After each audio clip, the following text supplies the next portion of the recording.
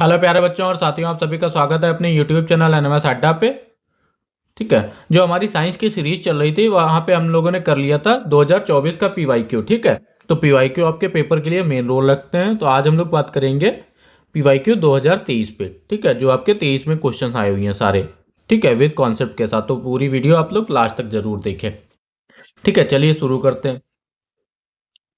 पहला देखिए क्वेश्चन क्या है, कह रहा है बैरोमीटर यंत्र में वायुमंडलीय माप मापा जाता है आपका। तो बैरोमीटर किस लिए आपका काम आता है? बैरोमीटर आपका आता है दाब को। ठीक है, दाब को नापने के लिए काम आता है। ठीक है, ठीक है। अब दाब को आपको पता ही है, प्रेशर क्या होता है? Force upon area. ठीक है, फोर्स अपॉन एरिया। जब आपका देखिए क्षेत्रफल और इसके दबाव आपका प्रोपोर्शनली किसके? इन्वर्सली। ये प्रोपोर्शन आपके फोर्स के और इन्वर्सली प्रोपोर्शन आपके एरिया है। अगर आपका एरिया बढ़ेगा तो आपका दाब कम होगा, और इसीलिए आपके स्कूल के बैग की पट्टियां जो होती हैं वो चौड़ी बनाई जाती हैं। ठीक है, ये भी याद रखिएगा आप लोग। ठीक है, तो वहां पे चौड़ी पट्टी इसलिए होती है कि आपका एरिया बढ़ा दिया जाता है, क्षेत्रफल बढ़ा दिया जाता है, तो आपका दाब कम लगता है। ठीक है, अगला क्वेश्चन हमारा क्या कह रहा है?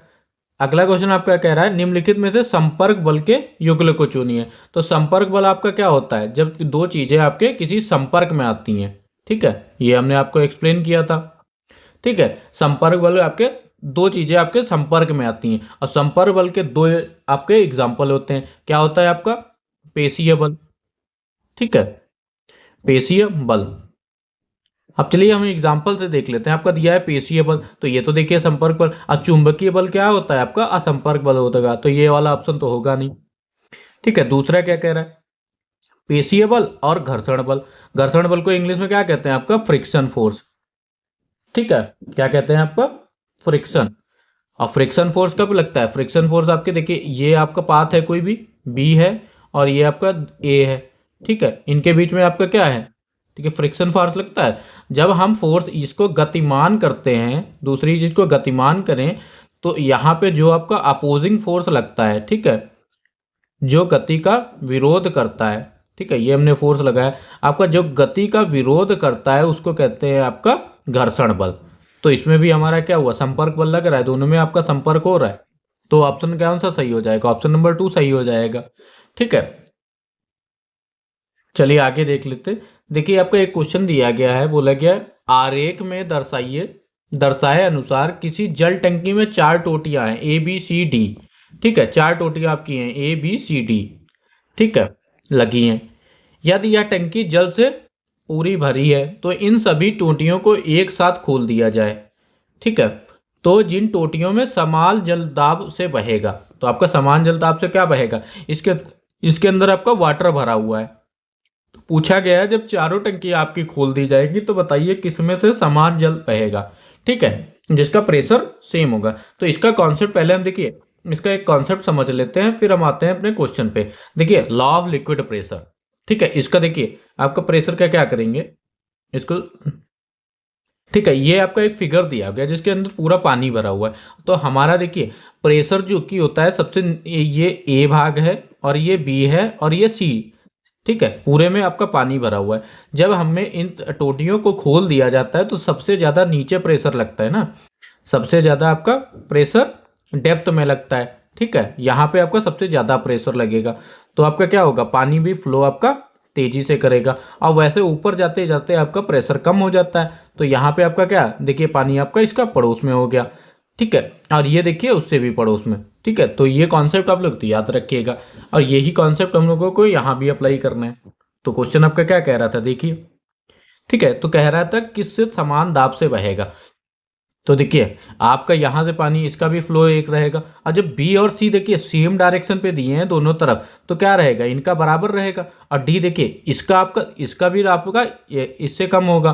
ठीक है, और ए आपका इससे भी ऊपर है तो इसका कम होगा। तो इन दोनों का आपका बराबर नहीं होगा, ये आपका बी और सी सेम दाब से बहेगा पानी। ठीक है, तो बी और सी कौन सा ऑप्शन है? ऑप्शन नंबर सी हमारा इसका राइट आंसर हो गया।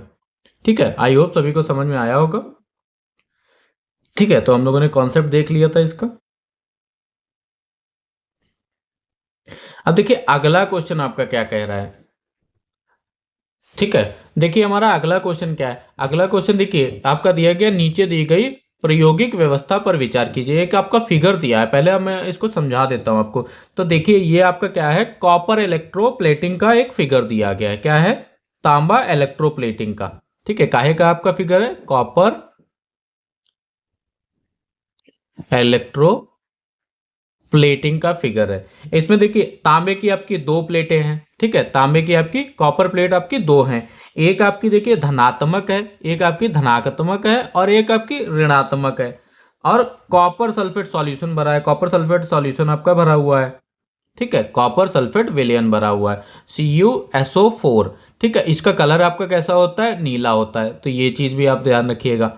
ठीक है, इसका कलर आपका नीला होता है। देखिए जब हम लोग बैटरी चालू करते हैं, जब बैटरी चालू करते हैं तो आपके जो होते हैं तांबे की प्लेट होती है, इलेक्ट्रोलाइट में मिलके आपके तांबे आयन प्रोड्यूस करती है। क्या प्रोड्यूस करती है, Cu2+ छोड़ती है। ठीक है, Cu2+ छोड़ती है। ठीक है, ठीक है, ये हमने एनोड की बात करी, एक आपका एनोड और एक आपका कैथोड। ठीक है, ये चीज ध्यान रखिएगा। चलिए अब हम आ जाते हैं क्वेश्चन पे। क्वेश्चन हमारा क्या कह रहा है,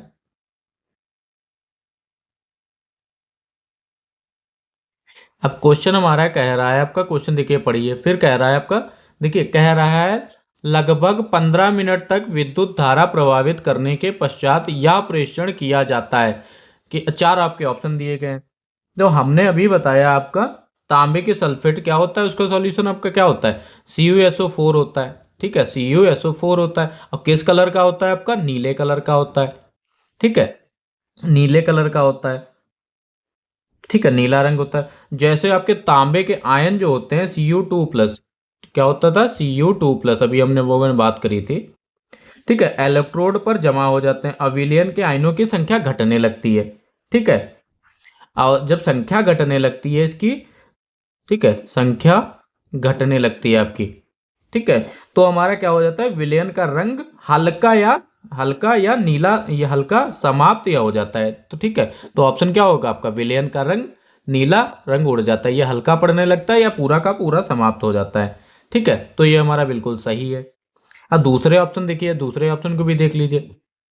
देखिए आपका दिया गया है दोनों इलेक्ट्रोड में विलयन से कॉपर प्राप्त किया जाता है। तो ये गलत है, क्योंकि आपका जो कैथोड होता है, कैथोड आपका क्या होता है, ऋणात्मक।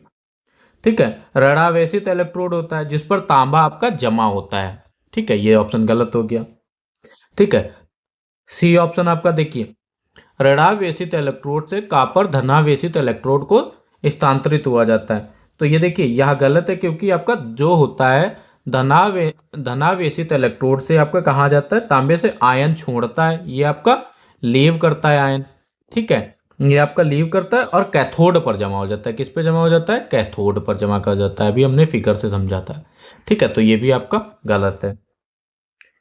ठीक है, और ये देखिए आपका धनावेशित इलेक्ट्रोड से कॉपर ऋणात्मक इलेक्ट्रोड्स की तारित हो, ये भी ऑप्शन गलत है। तो आपका option number A right answer है। ठीक है, जैसा मैंने बोला, तो आपको यहाँ से याद हो जाना चाहिए, Cu+, इसका आपका कलर नीला होता है, और जब हम इसको हीट करते हैं 15 या 20 मिनट के लिए, तो ये आपका ये हल्का पड़ने लगता है, ये आपका खत्म हो जाता है। ठीक है,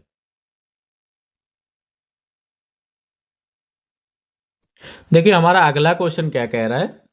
ठीक है, अगला क्वेश्चन हमारा क्या है, कह रहा है दर्शाए गए विद्युत परिपथ पर विचार कीजिए, जिसमें इसमें ए बी तांबे का मोटा तार है। ठीक है, ए बी आपका क्या है, ए बी आपका मोटा तार है। जब स्विच को चालू करते हैं, ऑन करते हैं, तब तार ए बी से धारा प्रवाहित होती है और बल्ब जलने लगता है। हम यह प्रेषण करते हैं कि तार ए बी, अब तार ए बी क्या है आपका, तांबे का है। ठीक है, चलिए क्वेश्चन क्या कर लेते हैं। देखिए आपका जो बैटरी लगा हुआ होता है, ठीक है, बैटरी लगा हुआ था, ये क्या काम करता है, विद्युत धारा प्रदान करती है। तो ये तो सभी को पता होगा, विद्युत धारा प्रदान करती है। ठीक है, और ये जो बल्ब आपको लगा होगा, देखिए बल्ब क्या करता है, धारा प्रभावित होने पर जलता है। तो ये तो सभी को पता है। और ये आपका ए बी जो तार लगा हुआ है, ए बी जो हमारा तार लगा हुआ है, ये आपके क्या करता है, धारा, ठीक है, धारा प्रभावित करता है। ठीक है, धारा प्रभावित करता है। ठीक है, ये चीज इतना ध्यान रखिएगा। ठीक है। और जो आपका स्विच है, स्विच का मतलब होता है इसे चालू या बंद करना। जैसे आपका बोला गया कि यहाँ पे बोला गया कि ए बी से धारा प्रभावित होती है, बल्ब जलने लगता है जब स्विच को चालू करते हैं, ऑन करते हैं। ठीक है। अब बोला गया है, देखिए पहला ऑप्शन क्या है, गर्म होकर लाल हो जाता है। अब हमें हमें बात करी थी, हमें यह प्रेषण धारा प्रभावित होती है, हमें यह प्रेषण करते हैं कि तार ए बी क्या है। अब तार ए बी के बारे में बोला है तो बल्ब के बारे में तो बोला है, ये तो रॉन्ग हो जाएगा। ठीक है। अब देखिए विद्युत फ्यूज की भांति व्यवहार करता है, तुरंत पिघल जाता है, तो ये भी गलत है। स्पर्श करने पर तीव्र झटका देता है, ये सारी चीजें हैं। अब आपकी क्या है, यह प्रेषण करते हैं कि तार आपका क्या हो गया, निकट रखी चुंबकीय सुई को विक्षेपित करता है। तो ऑप्शन नंबर डी इसका राइट आंसर हो जाएगा। ठीक है। चलिए बढ़ते हैं अपने अगले क्वेश्चन की तरफ।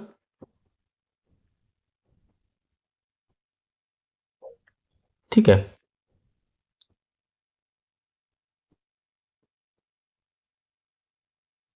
अब अगला क्वेश्चन आपका क्या कहा गया, देख लीजिए ध्यान से। ठीक है। देखिए क्वेश्चन हमारा क्या कह रहा है। ठीक है। क्वेश्चन कह रहा है कोई प्रकाशित युक्ति दर्पण अथवा लेंस, तो दर्पण आप भी जानते हैं, लेंस भी जानते हैं सभी लोग, जो नहीं जानते अभी देख लेंगे। किसी बिंब के बिंब की ही दिशा में वास्तविक बड़े या वास्तविक छोटे दोनों ही प्रकार के प्रतिबिंब पर्दे पर बना सकती हैं। तो यह प्रकाशित युक्ति है। अब ये आपको पता होना चाहिए कि वास्तविक छोटे और वास्तविक बड़े, तो वास्तविक मतलब रियल। ठीक है। रियल इमेज आपकी होनी चाहिए। ठीक है। वो भी लार्ज और डिमिनिश्ड होनी चाहिए। क्या होनी चाहिए, लार्ज और डिमिनिश्ड।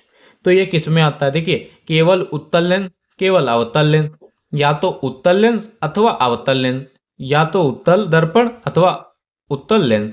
तो हम लोग जान लेते हैं कि आपका होता क्या है। आप लोग पहले समझिए कि उत्तल लेंस क्या होता है, फिर आते हैं क्वेश्चन पे।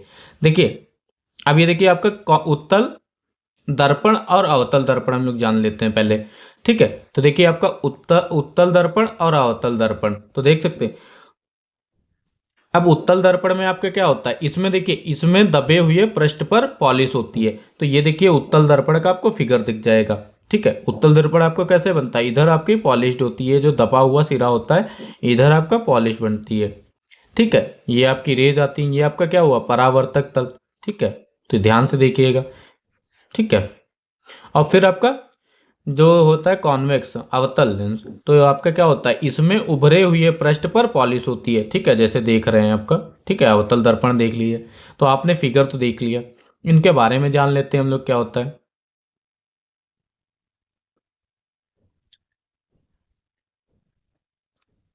ठीक है। अब दर्पण की कुछ विशेषता जान लीजिए। आपका दर्पण की देखिए अवतल दर्पण और उत्तल दर्पण। अवतल दर्पण आपका वैसा दर्पण जिसका परावर्तक सतह धसा हो उसे, ठीक है, परावर्तक दबा हो उसे आपका अवतल दर्पण कहते हैं।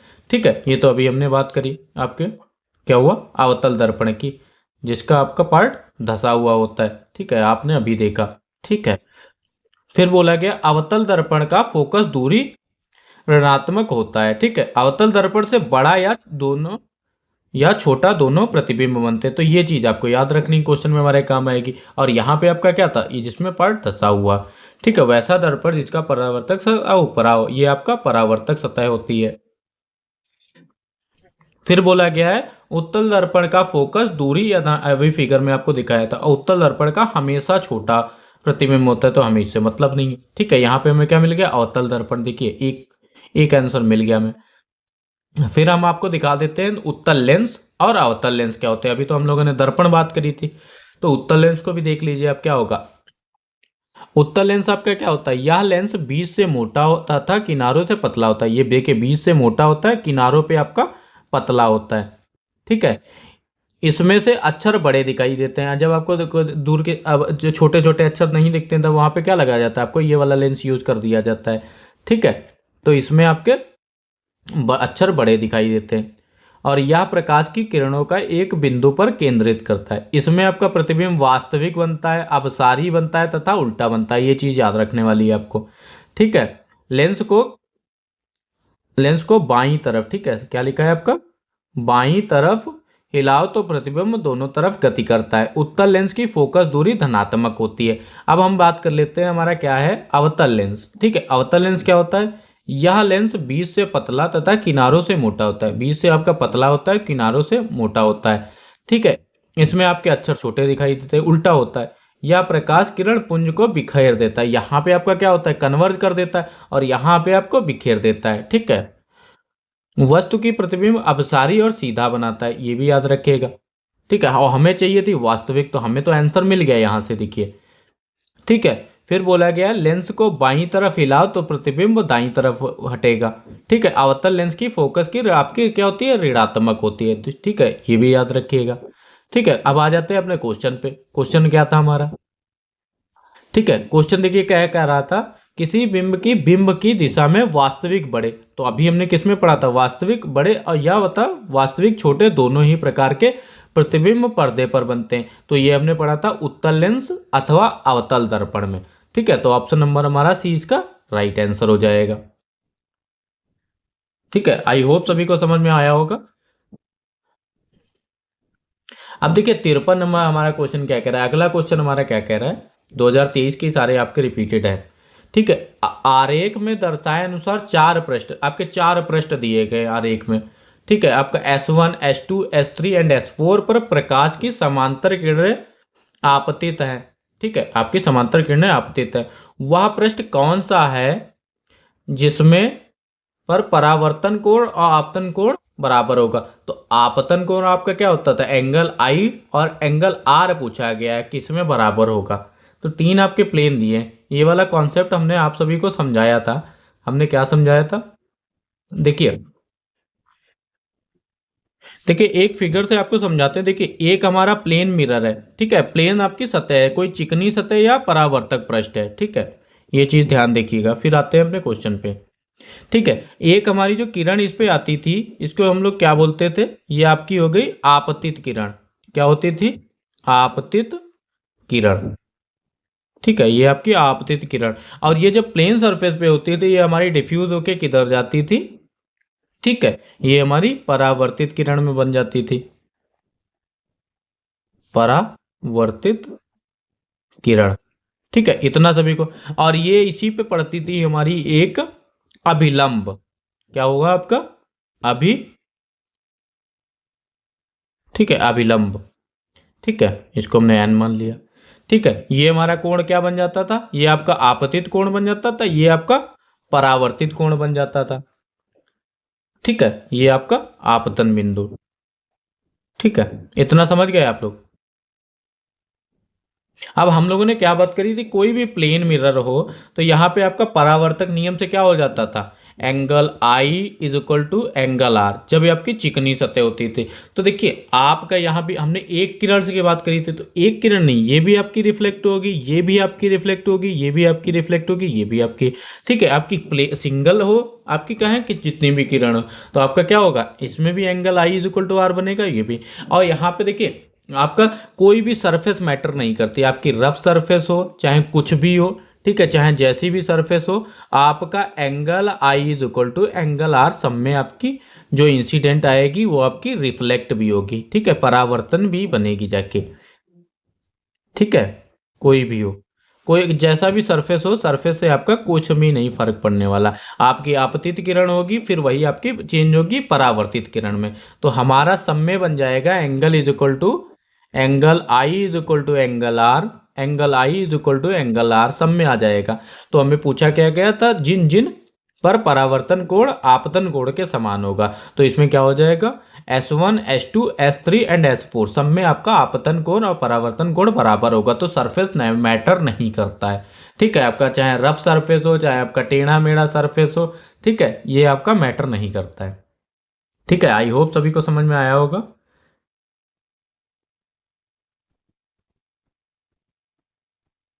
ठीक है, बढ़ते हैं अपने अगले क्वेश्चन की तरफ। ठीक है, देखिए हमारा क्वेश्चन क्या कह रहा है, इसको देखते देखते ही आप लोग आंसर बता देंगे। तो क्या हुआ, आपने जैसे ही पढ़ा रिक्टर पैमाना, तो रिक्टर स्केल पढ़ी आप लोगों ने। ठीक है, और रिक्टर स्केल से आपको क्या पता है, भूकंप नापा जाता है, का उपयोग निम्नलिखित में से किसकी तीव्रता की माप के लिए किया जाता है? तो आपका किसकी तीव्रता के लिए माप किया जाता है? ठीक है, भूकंप के लिए। बेसिक क्वेश्चन है, तो इसमें तो आपको कुछ समझाना नहीं है। ठीक है, अगला क्वेश्चन हमारा देखिए क्या कह रहा है। अगला क्वेश्चन कह रहा है हमारा, ठीक है, कह रहा है किस प्राकृतिक आपदा का पूर्वानुमान लगाया जा सकता है? तो किसका पूर्वानुमान लगाया जा सकता है जो पहले से? तो आपका क्या है, भूकंप का अनुमान लगाया जा सकता है कि जमीन हिलने लगती है, और सुनामी का भी आपका अनुमान पहले से लगाया जा सकता है कि ये देखिए ये दोनों आपकी आपदाएं। तो ऑप्शन नंबर हमारा क्या हो जाएगा इसका? डी, ए और सी। ठीक है, ये दोनों होंगे। ठीक है, फिर देखिए क्या आ जाता है क्वेश्चन नंबर 45, अगला क्वेश्चन। ठीक है, अलग अलग से लिए हैं तो आपके नंबर्स चेंज हैं, तो उस पर ध्यान मत दीजिएगा। ठीक है, टोटल आपके 35 क्वेश्चन थे। अब बोला गया है सूर्य से दूरी के बढ़ते हुए क्रम में सौर परिवार के 3 ग्रहों का सही क्रम है। तो आपको पता है कौन सा होगा, जिसको नहीं। ठीक है, अगला क्वेश्चन भी हमारा इसी बेस पे कह रहा है हमारे सौर परिवार का वह ग्रह जिसका कोई अपना उपग्रह नहीं है कौन सा है? तो इसको क्वेश्चन करने से पहले आप लोगों को एक टेबल में दिखा देता हूं, तो टेबल को पहले समझ लीजिए। ठीक है, इसका आप स्क्रीनशॉट भी ले लीजिएगा या आपको टेलीग्राम पे पूरी पीडीएफ मिल जाएगी वहां से। ठीक है, टेलीग्राम जिसको आप सर्च करेंगे एनएमएस अड्डा। ठीक है, तो वहां पे आपको पूरा मिल जाएगा और आपको लिंक भी दिया गया है। ठीक है, लिंक दे देंगे आपको डिस्क्रिप्शन। ठीक है, बोला गया है आपका, देखिए ब्रह्मांड के आपके कुछ महत्वपूर्ण तत्व होते हैं। तो सबसे बड़ा ग्रह है आपका बृहस्पति। ठीक है, सबसे बड़ा उपग्रह है आपका ग्रेनाइट या बृहस्पति बोल दिए। ठीक है, गैनीमेड या आपका बृहस्पति। ठीक है, नीला ग्रह आपका पूछ लिया जाए तो पृथ्वी को बोलते हैं। हरा ग्रह है आपका अरुण। ठीक है, सबसे अधिक चमकीला ग्रह है आपका शुक्र। ठीक है, सौर मंडल से बाहर सबसे अधिक चमकीला ग्रह सीरियस। ठीक है, ये सारी चीजें आप लोग एक बार देख लीजिएगा, नजर डाल लीजिएगा, जरूर है, बहुत काम आती है, पेपर में आपके क्वेश्चंस पूछे जाते हैं। सौर मंडल के सबसे नजदीक तारा आपका प्रॉक्सिमा सेंचुरी। ठीक है, सबसे अधिक ठंडा ग्रह आपका वरुण, और सांझ का तारा आपका शुक्र। सूर्य से सबसे दूर ग्रह आपका कौन सा है? वरुण। ठीक है, सबसे अधिक उपग्रहों वाला ग्रह शनि। सबसे अधिक गर्म ग्रह आपका क्या है? गर्म ग्रह कौन सा है? सूर्य, शुक्र। ठीक है, सॉरी। सबसे अधिक घना ग्रह आपका पृथ्वी। ठीक है, पृथ्वी पे देखिए घना ही तो रहेगा। सौर मंडल से सबसे अधिक तेज घूर्णन वाला ग्रह आपका बृहस्पति। तो ये कॉमन मिल जाते हैं। ठीक है, भोर का तारा शुक्र, पृथ्वी के सबसे नजदीक ग्रह शुक्र। ठीक है, सूर्य से सबसे नजदीक ग्रह बुध। ठीक है, लाल ग्रह आपका मंगल। ठीक है, सौर मंडल, ये सारी चीजें आपकी दी गई हैं, इसको आप लोग जरूर पढ़ लीजिएगा। अब आ जाते हैं हम लोग क्वेश्चन पे। तो क्वेश्चन पे क्या कह रहा था? सूर्य की दूरी से बढ़ते हुए ये क्रम। ठीक है, और परिवार, हाँ, वो परिवार के 3 ग्रहों का सही क्रम है। तो इसका आपका सही क्रम क्या हो जाएगा? तो हमें पता है, देखिए शुक्र पृथ्वी मंगल हम लोगों ने अभी पढ़ा था, नीचे आप टेबल देखेंगे तो उसमें। तो ऑप्शन नंबर डी हमारा इसका राइट आंसर हो जाएगा। ठीक है, फिर हमारा बोला है अगला क्वेश्चन, हमारे सौर परिवार का वह ग्रह जिसका कोई अपना उपग्रह नहीं है। ठीक है, तो किसका उपग्रह नहीं है आपका? ठीक है, तो देख लीजिए, शुक्र का आपका अपना उपग्रह नहीं है, तो ऑप्शन नंबर डी हमारा राइट आंसर हो जाएगा। तो इस टेबल से आप पूरी टेबल देखेंगे कि किसका उपग्रह नहीं है। ठीक है, सबसे बड़ा उपग्रह। ठीक है, ये आप पूरी इसका स्क्रीनशॉट भी ले सकते हैं या आपको टेलीग्राम पे मिल जाएगा। ठीक है, चलिए बढ़ते हैं अपने अगले क्वेश्चन की तरफ।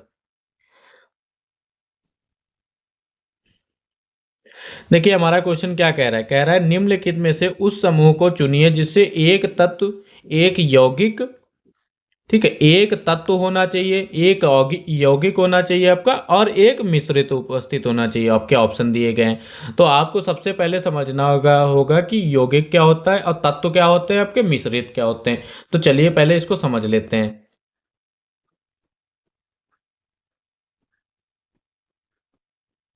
ठीक है, देखिए हमारे क्या होते हैं। देखिए आपके यौगिक तत्व वो होते हैं, यौगिक तत्व होते हैं जो दो या दो से अधिक। ठीक है, सबसे पहले हम लोग बात कर लेते हैं यौगिक तत्व की। ठीक है, आपके क्या होते हैं? दो से दो या दो से अधिक तत्वों के रासायनिक बंधन से जुड़े रहते हैं। ठीक है, शॉर्ट में देखिए परमाणु रासायनिक बंधन से जुड़े रहते हैं। ठीक है। तो जैसे आपका इसका उदाहरण दिया गया है H2O, ठीक है, आपका H2O दिया गया है, पानी दिया गया है। जब इसको हम ब्रेक करने हैं, जैसे O है आपका, इसको कैसे करेंगे, देखिए H तो ये आपका किससे रासायनिक बंधन से जुड़े हुए हैं, तो ऑक्सीजन और हाइड्रोजन का एक आपका निश्चित संयोजन है। तो ठीक है, ये आपके होते हैं यौगिक। ठीक है, फिर हम आ जाते हैं मिश्रित व, ठीक है, मिश्रण आपके क्या होते हैं, तो इसको ध्यान से समझिएगा। मिश्रण होता है दो या, ठीक है, या दो या अधिक पदार्थ, ठीक है, दो या अधिक पदार्थ भौतिक रूप से, ठीक है, वहां पे आपका क्या आता है, रासायनिक रूप से। तो ये आपका क्या होता है, भौतिक रूप से मिलाए जाते हैं, भौतिक रूप से मिलाए जाते हैं, ठीक है, मिलाए जाते हैं, ठीक है, ठीक है, मिलाए जाते हैं, लेकिन वे अपने मूल गुण बनाए रखते हैं। जैसे आपके कण रूप से जुड़े होते हैं पर अपना मूल रूप बनाए रखते हैं। अब जैसे यहाँ पे आपका एक देखिए एग्जाम्पल दिया गया, हवा और नमक और चीनी। तो आपका क्या है, देखिए, अब जैसे आपने नमक और चीनी का मिश्रण बनाना है, आपने नमक का ले लिया, हमने जैसे नमक के ले लिए आपके ये ब्राउन वाले, ठीक है, ये देखिए ब्लैक कर दिया, ठीक है, हमने 3 ले लिए नमक, ठीक है, नमक। अब ये आपका चीनी, चीनी के हमने 1 2 3 ऐसे ले लिए। अब हम जब इनको मिश्रण करेंगे तो हमारा क्या बन गया, मिश्रित कण और स्वतंत्र, देखिए, ठीक है, ये हमारा बन गया डायग्राम। ठीक है, तो आप समझ गए होंगे कि यौगिक क्या होते हैं आपके और मिश्रित क्या होते हैं। ठीक है, इसको देखिए एक और एग्जांपल से हम आपको समझाते हैं। ठीक है, ये देखिए आपके, ये आपके कंपाउंड जो कि आपके यौगिक हैं, ठीक है, ये आपके मिश्रित हैं, मिश्रित। अब जैसे हम साल्ट और देखिए, अब देखिए आपका साल्ट लिया और सैंड लिया, मिट्टी ली और हमने, ठीक है, मिट्टी ली आपकी, सैंड ले लिया। अब इनको मिश्रित करेंगे तो ये हमारा क्या बनेगा, और ये हमारा केमिकली बॉन्ड बनेगा, रासायनिक जिसको बोला था। तो आ जाते हैं अपने क्वेश्चन पे। क्वेश्चन हमारा क्या कह रहा था,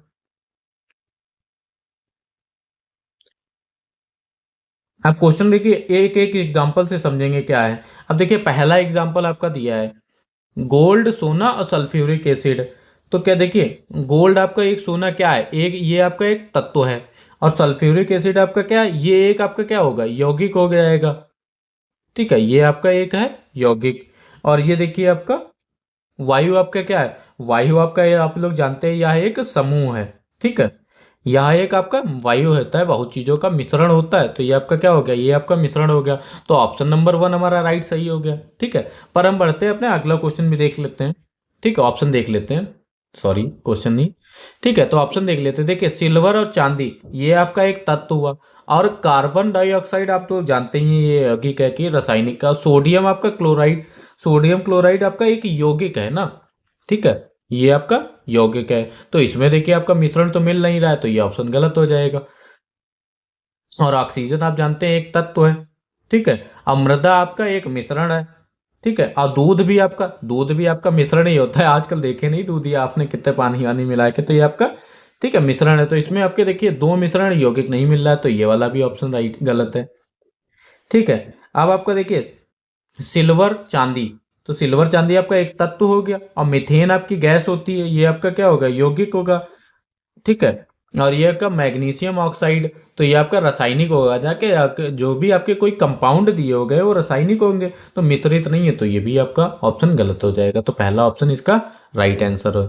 ठीक है, आई होप सभी को समझ में आ गया होगी कि यौगिक और मिश्रित और तत्व क्या होते हैं। तत्व तो आप लोग जानते ही हैं। ठीक है,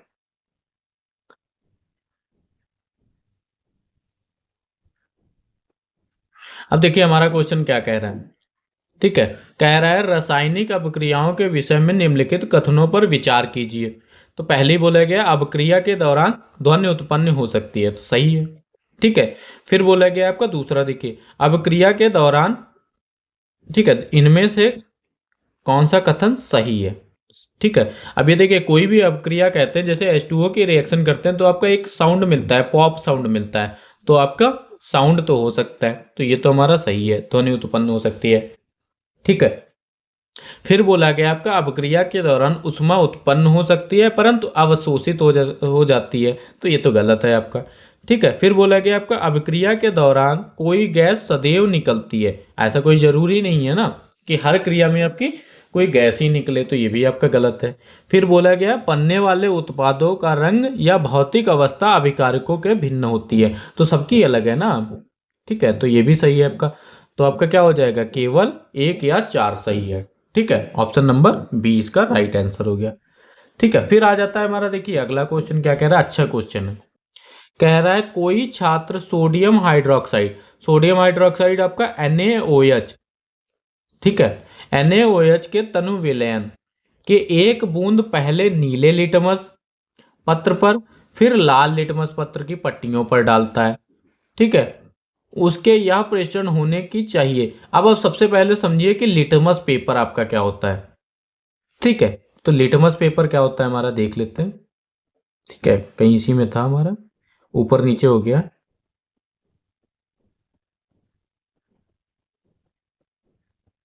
एक मिनट,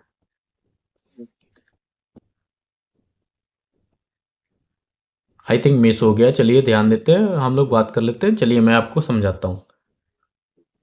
अब सबसे पहले समझिए कि लिटमस पेपर क्या होता है। तो लिटमस पेपर की बात की गई, तो लिटमस पेपर हमारा वो होता है कि एक प्रकार का कागज होता है।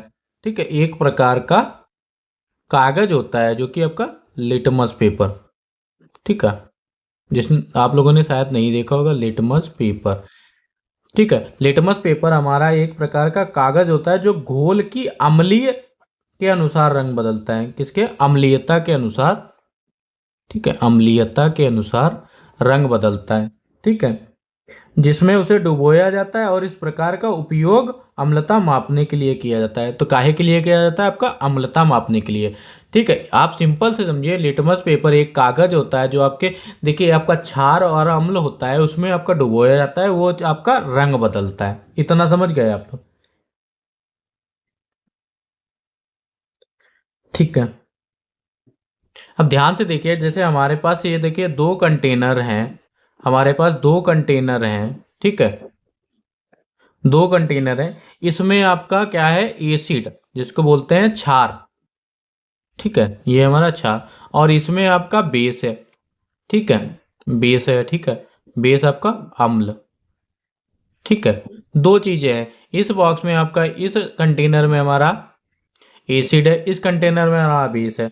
जब हम इसमें देखिए ब्लू नीला लिटमस पेपर लेते हैं, जब आपका नीला लिटमस पेपर, कौन सा, नीला लिटमस पेपर, और नीला लिटमस पेपर जब हमारा क्षार में डुबोते हैं तो आपका कौन सा कलर हो जाता है, ब्लू लिटमस पेपर आपका क्या कर देता है, रेड में कन्वर्ट हो जाता है। ठीक है, क्षार में जब नीले लिटमस पेपर को डुबोते हैं तब उसका कलर आपका क्या हो जाता है, रेड। अब जैसे अम्ल में आपका उसी देखिए, अम्ल में जब आएगा ये आपका रेड लिटमस पेपर है। ये कौन सा है, रेड लिटमस पेपर। जब इसको हम लोग अम्ल में डुबोएंगे तो हमारा इसका कलर क्या हो जाएगा, ये आपका ब्लू में बदल जाएगा। ठीक है, उल्टा होता है। तो इतना आप लोग समझ गए। ठीक है, और रंग परिवर्तन की रेंज, आप लोग रेंज आपकी इसकी होती है 4.5 से लेके 8.3। ठीक है, 25 डिग्री सेंटीग्रेड पर।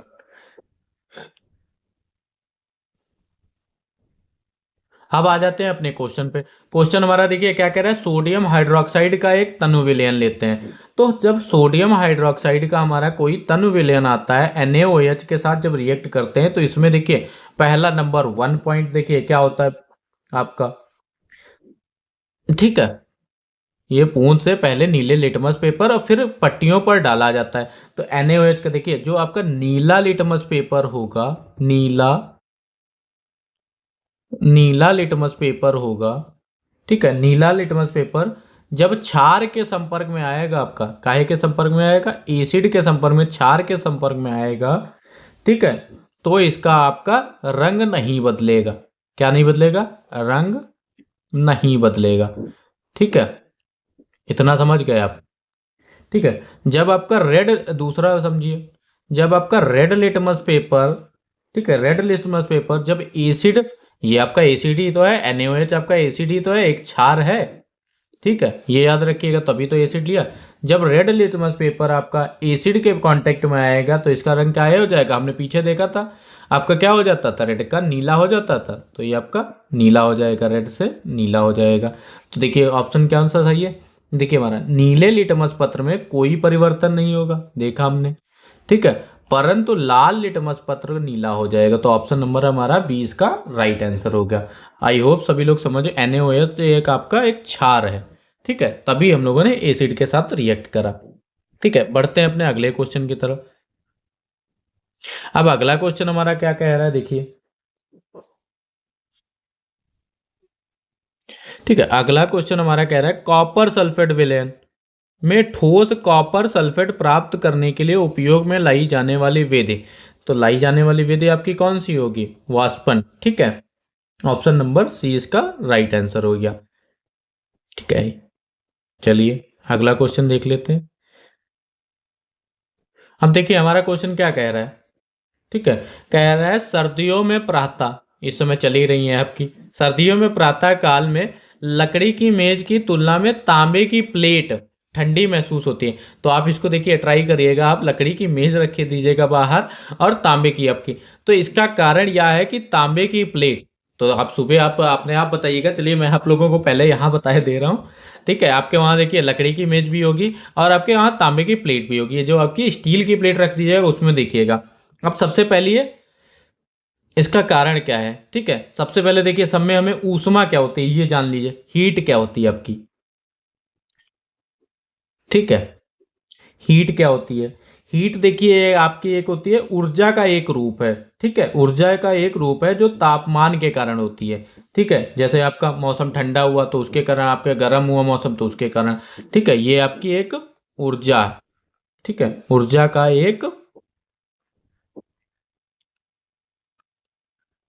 एक रूप है, ठीक है। अब देखिए क्या कह रहा है क्वेश्चन हमारा, ध्यान से देखिएगा, कह रहा है लकड़ी की मेज की तुलना से अधिक ऊष्मा प्रभावित होगी। तो ध्यान देखिए, तो ये तो नहीं होगा। धातु की बनी है जिसका घनत्व लकड़ी के घनत्व से अधिक होता है, तो ये भी गलत है आपका। देखिए फिर बोला गया लकड़ी की मेज की तुलना से ऊष्मा की बेहतर चालक है, तो ये तो ऑप्शन नंबर सी इसका राइट आंसर है। तो आप लोग भी ट्राई करके देखिएगा, ठीक है, लकड़ी की मेज की तुलना से ऊष्मा की हीन चालक है, ये गलत है आपका, ठीक है।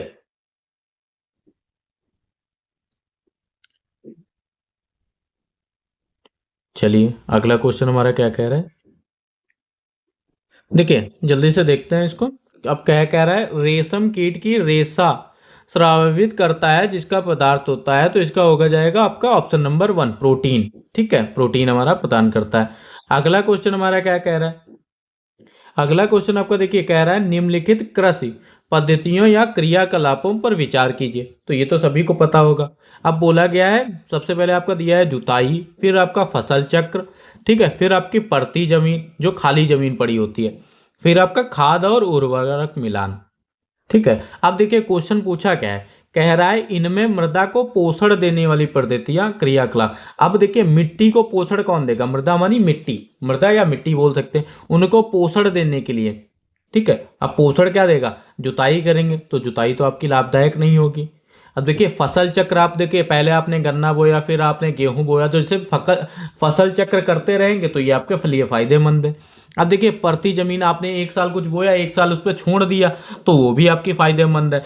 देखिए आराम मिल गया ना, आप पे कोई भार डालता रहे कि ये करो फिर उसके बाद ये करो फिर उसके बाद ये करो, तो वो हुआ ना।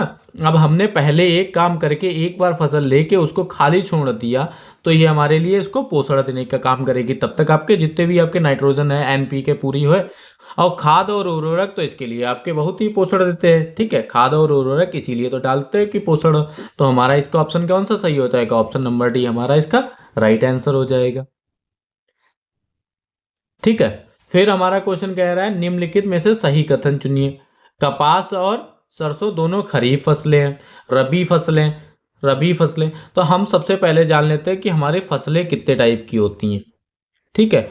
फसल आपकी कितने टाइप की होती है, 3 टाइप की होती हैं आपकी, ठीक है, 3 टाइप की होती हैं। कौन सी होती हैं, चलिए ये भी देख लेते हैं, ठीक है। फसल चक्र, जैसे आपका क्रॉप रोटेशन,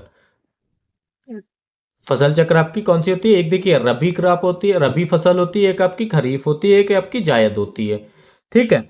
तो देखिए जो रबी क्रॉप होती है आपकी, ये कौन सी होती है, अक्टूबर से नवंबर में इसकी बुआई की जाती है और कटाई आपकी मार्च और अप्रैल में करी जाती है। ठीक है। अब देखिए कुछ हमारे एग्जाम्पल्स हो गए इसके। देखिए प्रमुख फसलें, अब देखिए गेहूं, जौ, चना, मटर, सरसों, मसूर, आलू आदि। ठीक है, ये हो गया। अब खरीफ क्रॉप आपकी कब होते हैं, खरीफ क्रॉप आपकी जून और या जुलाई में इनकी बुआई, जून से लेके आपकी जुलाई तक की बुआई करी जाती है, और फिर आपकी ये काटी जाती है अक्टूबर से नवंबर के मंथ में। ठीक है। और ये इसमें देखिए आपका चावल, ज्वार, बाजरा, मक्का, तिल या मूंगफली, ये आपकी सबसे ज्यादा दो पूछी जाती है कि रबी क्रॉप और खरीफ क्रॉप। तो इन दोनों को आप लोग जरूर याद कर लीजिएगा। ठीक है, स्क्रीनशॉट भी ले सकते हैं। अब जायद देखिए क्या है, ये आपकी मार्च और अप्रैल में बुआई होती है इसकी, और जून और जुलाई में इसकी कटाई होती है। जैसे तरबूज, खरबूज, ककड़ी, खीरा, अन्य सब्जियां। ठीक है, जो आपके सब्जियों में वेस्ट आती हैं। ठीक है। अब जैसे इसकी शॉर्ट ट्रिक, तो देखिए कोई शॉर्ट ट्रिक नहीं है कि याद करने की, पर हमने देखा है कि याद किया है कि कुछ चीजें आपकी मिल जाती कॉमन, पर शॉर्ट ट्रिक नहीं है। जैसे रबी है, दो शब्दों से मिलके बना है आपका, क्या मिला है, दो शब्दों से मिलके मिला है आपका। तो देखिए दो शब्दों वाली फसल आपकी गेहूं, गे प्लस गेहूं दो, जौ, ठीक है, चना, मटर, ये देखिए कुछ चीजें हैं ना, तो हमने कहा ज्यादा आपके। ठीक है, तो ऐसे भी याद कर सकते हैं। अब जैसे पूछा गया है आपका, ये देखिए कपास और सरसों दोनों खरीफ फसलें, तो ये तो गलत है आपका। ठीक है, कपास और सरसों दोनों रबी फसलें, ये भी गलत है आपकी।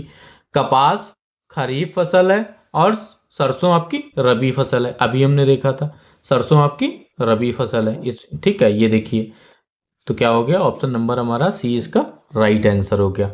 ठीक है, चलिए बढ़ते हैं अपने अगले क्वेश्चन की तरफ।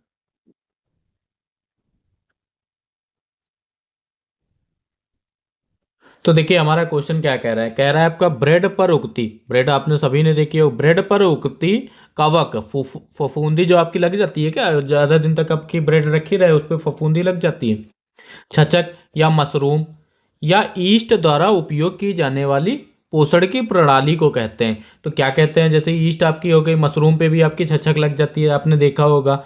ठीक है, तो इसमें देखिए आपका दिया है मृतजीवी, परजीवी, विषमपोषी या स्वपोषी। तो आपका देखिए क्या होगा, पहले हम लोग जान लेते हैं कि मृतजीवी क्या होते हैं। मृतजीवी वे होते हैं वे जीव जो मृत और विघटित पदार्थों से अपना भोजन प्राप्त करते हैं। तो इसका ऑप्शन तो ये सही हो गया कि ऑप्शन नंबर वन इसका राइट आंसर हो गया। ठीक है, चलिए पर परजीवी क्या होते हैं, हमारे आंसर तो हमें मिल गया, पर परजीवी जान लेते हैं। परजीवी वे होते हैं वे जीव जो दूसरे जीवित जीवों पर रहते हैं, जो दूसरे जीव पर जीवित रहते हैं और उनसे भोजन लेते हैं, उन्हें परजीवी कहते हैं। अब परजीवी जैसे, ठीक है, परजीवी अपने मेजबान जीव या नुकसान पहुंचाते हैं, कभी इधर उधर मार देते हैं अपने को। तो जैसे आपका जोंक हो गया, जोंक और या जू हो गया, तो ये आपके क्या हैं, परजीवी हैं। ठीक है, जोंक और जू। ठीक है, ये भी याद रखिएगा। ठीक है, फिर आ जाते हैं हम, देखिए विषमपोषी क्या होते हैं। ठीक है, अब विषमपोषी हमारे क्या होते हैं, विषमपोषी होते हैं आपके, अब विषम आपका लिखा है विषम, विषमपोषी देखिए यह पोषण से जीव स्वयं भोजन नहीं बनाते हैं। ठीक है, जो जीव होते हैं वो अपना स्वयं भोजन नहीं बनाते हैं। ठीक है, अब देखिए स्वपोषी पे क्या होते हैं, यह पोषण से जीव अपने से भोजन बना लेते हैं। तो क्या है, स्वपोषी अपने से भोजन बना लेते हैं। तो ये समझ गए होंगे आप लोग। ठीक है, अगला क्वेश्चन हमारा क्या कह रहा है, अगला क्वेश्चन हमारा देखिए क्या कह रहा है, कह रहा है खाद का परीक्षण डैश नहीं किया जा सकता है। तो काहे से नहीं किया, देखिए अब पढ़ लेते हैं। खाद को कमरे के तापमान पर प्लेट से ढकने से, पहले उबालने और तब बहुत नीचे तापमान तक ठंडा करके प्रतिबंधन करने से, या वायु रोधी पैकेट से पैक कर गोदाम में रखने से। फिर चौथा ऑप्शन हमारा दिया गया साधारण नमक, चीनी, सिरका या तेल डालकर तथा पाश्चरीकरण करके वायु रोधी पैकेट में पैक करने से। तो इसका क्या हो जाएगा, देखिए ये आपका खाद का परीक्षण कैसे किया जाता है, ये आपका खाद को कमरे के एक तापमान पर प्लेट में ढकने से हो जाता है। ठीक है, तो ऑप्शन नंबर वन हमारा इसका राइट आंसर हो जाएगा। ठीक है, देखिए हमारा लास्ट क्वेश्चन क्या कह रहा है? कह रहा है बायोफिल्म अपने किस भाग में जनन कर सकता है? तो बायोफिल्म आपका किस भाग में जनन कर सकता है? ये आपका कर सकता है ठीक है, पत्तियों में। ठीक है, पत्तियों में। ठीक है, ऑप्शन नंबर 1 इसका राइट आंसर हो गया।